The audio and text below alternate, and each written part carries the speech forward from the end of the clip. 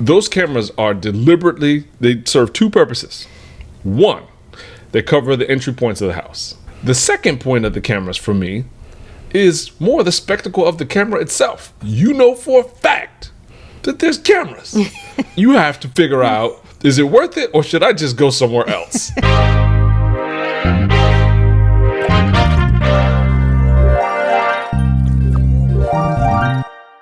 How do you feel about leaving the kids home at your house when we're going out of town? I feel like this is like the second time we've done it. So I feel with every time you get just a little bit more confident because of their behavior. So like I come back, everything's fine, nothing's broken, nothing's, out of place. They're good. Then Stuff be out of place. Yeah, but nothing major, like water heater isn't broken or, dishes aren't broken. Nothing that would interrupt our daily lives. So you just get a little bit more confident in our ability to leave and their ability to take care of themselves, which is good. I've got nothing but horror stories when it comes to leaving males at home by themselves. But not our males, which is... Not yet. Number one, stuff do be out of place, but it's my stuff typically, not your stuff. Apparently, like my stuff way better than like your stuff. This is good. I'm not mad at that. Exactly. So my question is, do you think there is a difference in leaving males at home, male children, versus female children at home? And let me preface this by saying every comedic movie that addresses it is always a problem leaving the girls at home. Because it's always, the protagonist of the movie is always some kid who happens to be over the girl's house because their father or parent or mother is out at church or something. And then they come back and chase the kid. He got to get dressed and run, hop out the window. So the problem in the movies is always the girl child. Do you think that in real life that there's a difference in ability to trust a boy or a girl staying at home? No, I don't think it's a gender thing at all. I think if anything, it is who your child is, Yeah. And it doesn't matter whether it's a male or a female. You have to know your child in order to know whether you can or can't leave them at home. And let's just be honest, we put cameras in our house. So we let our kids know up front, we will be watching you. Yeah. So that's a new thing. That's something that we have done to offset some of our own, neuroses around leaving them at home, right? But I will say,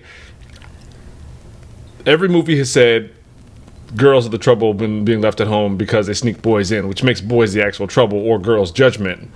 I'll say that you said you have to know your own kids. Yeah. I would say I probably felt more comfortable leaving Demi at home, our daughter at home, by herself, than at the same age that my comfort level is much lower with the boys, leaving the boys home by That's themselves. funny because I feel like the boys, Amir's going to sleep and watch television, or he's going to leave and be out with his boys. Brendan is going to play video games and eat.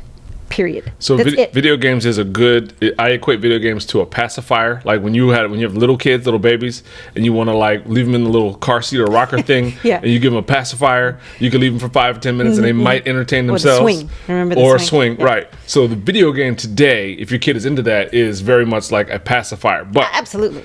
Here's the basis of my own crap. Let's start with, I'm changing the names to protect the pseudo-innocent. They're really guilty, but I'm going to change their names anyway. One of my very good friends tells a story about how his family went on vacation and his brother stayed at the house and had a girl over. Mm-hmm. And the girl had crabs. Oh, my God. Which got onto the sofa. And that was a whole ordeal. Wow. They had to get the whole house fumigated as a result. Okay. When you and I left town to go on travel one time, we left my brother and Alfonso at our house. And these clowns thought it was risky business. Yes, they did. And when we got back, the neighbors didn't know that it wasn't me having a party. They thought it was me having a party, and they called the police. And so I had to go and thank the neighbors. Thank you for calling the police, because these clowns weren't supposed to have no party at the house. They had apparently the whole neighborhood was turned at my house. Wow. So that's 2 stories with guys. And so now I go into having our sons. Mm-hmm. And one of the benefits we have is, yes, we have cameras. Cameras are huge because it's not about us watching them. It is about us just being able to look and see, is everything as it should be. I'm not watching you to see like what are you doing as you're coming downstairs and going into the kitchen. I'm not watching that. I'm just making sure, hey, I want to check. I called the house, you're not answering the phone, or I called your phone, you're not answering. You're not laid out on the floor. Nothing has happened. House isn't on fire. That's your truth, and I respect your truth. Okay. That's not my truth. What's your truth? Those cameras are they serve two purposes. One, they cover the entry points of the house. Absolutely. So I want to know whether I'm home or nobody's home, I need to see at least the first floor entrances of the house. I'll get a ping. Somebody is in the house. Yeah. Right? So that plays when we're not home and nobody's home. And it also plays when, our basic rule is like, you guys can pretty much, run the house, but I don't want anybody here when I'm not here, period. The second point of the cameras for me is more the spectacle of the camera itself. Like, no matter if I'm watching or not, for a fact that there's cameras. So now you have to somehow, you have to figure out, is it worth it or should I just go somewhere else? So it's not even the fact they can be unplugged. That it still serves a purpose to me that, look, that's there. Like, those signs when you're driving down the road that says speed limit is 35 and it flashes at 36? It's that. Yeah. Yeah. I also appreciate the fact that with the cameras, because there are times when someone will be like, yeah, I didn't do that. I don't know what you're talking about. And we can actually rewind the camera to be like, yes, you actually did do that. I knew it was you. And now I have proof that it was you. Right. I appreciate that. Yeah. Yeah. I want to also touch on the idea that we traveled this weekend with friends of ours who are celebrating their 20 plus wedding anniversary. So we want to shout that out. Yeah. That's hugely important. What did it feel like to you to travel with another couple? It was an Airbnb, with common space and all that stuff. Mm-hmm. And then, to kind of experience a brand new town together. What were the feelings you had around that? I enjoyed it. We went to a place that we haven't been. We've been here for 5 years. Asheville, North Carolina. Yeah, and people have been talking about it for years. We've never been. So that was fun. We wanted to do that no matter what. Mm-hmm. And going with another couple is just always fun. You get to experience things that they maybe want to do that weren't on your radar. And, going on vacation with friends is always fun. Like you said, we did have separate rooms, but you're talking about the common areas. That's why we chose an Airbnb over a hotel, because you get the opportunity to come back and just chill together.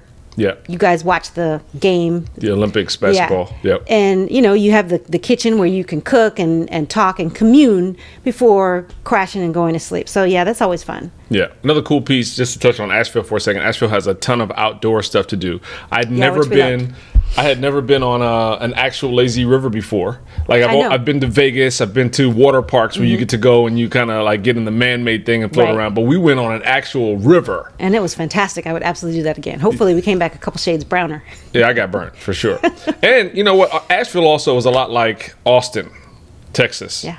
Lady Bird River flows through it. You can do all types of stuff. And I think the main difference for me in terms of experiencing that river was when I get on a river, I expect probably a vessel where I have more control. Mm-hmm. I have oars, paddles, something. So going down a river, literally in a tube, I have no control except for my hands. That was new.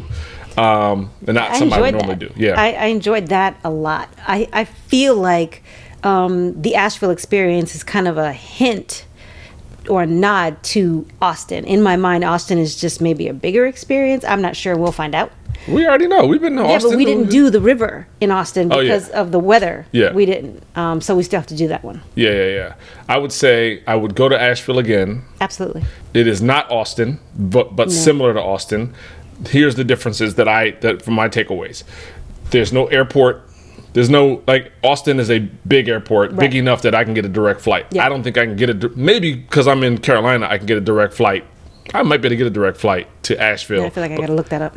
Because it's in state, right? But it's a smaller airport. So that makes it less accessible for people coming from all over places to get there as easily. You might have to fly into Charlotte and drive a couple hours, which is kind of a deterrent.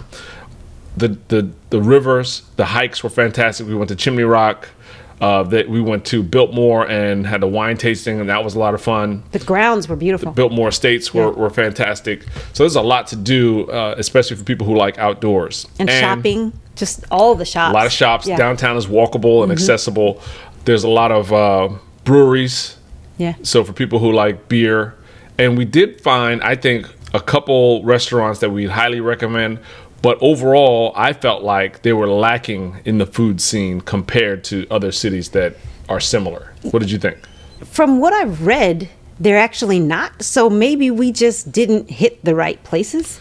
From our experience, I would agree with you. It was lacking. You know, we found that there are probably more restaurants in North Carolina, where we live, that we appreciate more than the restaurants we hit there. But White Labs was good. Yep. It was great. I just think that maybe we just need to do more restauranting, I think. It's one of my powers. There were quite a few that we didn't hit. Is to because research they were restaurants booked. based on the reviews. The places we went should have hit harder than they were. Like high reviews, but then it's like you kind of phoning it in. Right. And the one place that we went to, that's the other place. We went to Lake, whatever it was called. Luray? Yeah. Because we thought it was Lake Lure. Yeah. Lake Luray. That was a nice impromptu thing. Something we didn't research at all. Yeah. You could see it from the outlook on Chimney Rock. We're like, yeah, that's a lake in the middle of there's a river in the lake. Yeah. And we went down and had a wonderful time. Laid out in the sun. That was great. The restaurant we went to there was not, it wasn't great, but we didn't research it. So that kind of gets a pass. And I thought about that earlier today. We didn't research it because we had no internet. We didn't have any in my internet. mind, That's right. They got lucky because in my mind, like the reviews cannot be great. Yeah. They can't be. The last piece I want to touch on really quickly is this important piece. It's something that your dad led us to, and that was Muni, which is the Asheville Municipal Golf Course. And the history there was that it was the one golf course where black people were able to play golf back in the day. Mm-hmm. And they were allowed to play once a week at this place. And they started a tournament. They started a golf association called Skyview Golf Association, and started a tournament that's been going on for 60-something years now. Black players, and now they've got some support, which is fantastic. I think Callaway was their big sponsor this year, which is fantastic. Yeah. So experiencing that was fun, and meeting the people there was fun. Everybody's very nice and very excited to see some young black very folks welcoming. come through. Yeah. So that was fun. So, do you recommend folks go to Asheville? Absolutely. I want to go back and actually hit some of the restaurants that we missed. There were a lot of dessert places. We just planned it a little bit different, but I would definitely go back and around this time because I would rather go. No, that's not true. I'd like to experience it in Christmas, before Christmas. Mm-hmm. Yeah. Before it snows. So if folks decide to go to Asheville, send us a DM. Ask if you want to know kind of what the recommendations are. I've got some, and I can make comparisons to other cities. I think next up for me is I want to check out Boulder because it's kind of along the same line. People who like outdoor stuff and have a food scene. Do we want to go in the summertime when it's warm, or do we want to go when it's cold? I want to go when it's warm enough to hike. I'm not trying to hike in the cold. Then we should do both because I'd like to go in the snow. I'd like to snowboard. Yeah.